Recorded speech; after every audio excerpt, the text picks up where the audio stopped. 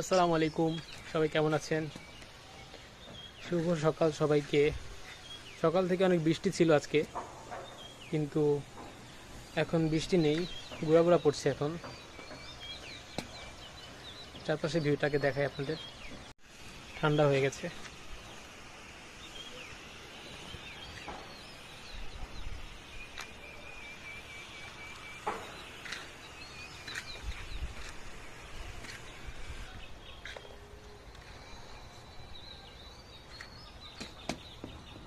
এখানে দেখতে পাচ্ছি গাছগুলো পানি জমে আছে, বুঝলাম না। এগুলো তো ছিদ্র করে দিছিলাম, তারপর পানি জমে আছে কেন আল্লাহ জানে। দেখতে হবে, হয়তো ভিতরে পানি বের হওয়ার অপশনটা এখনো ক্লিয়ার হয় নাই।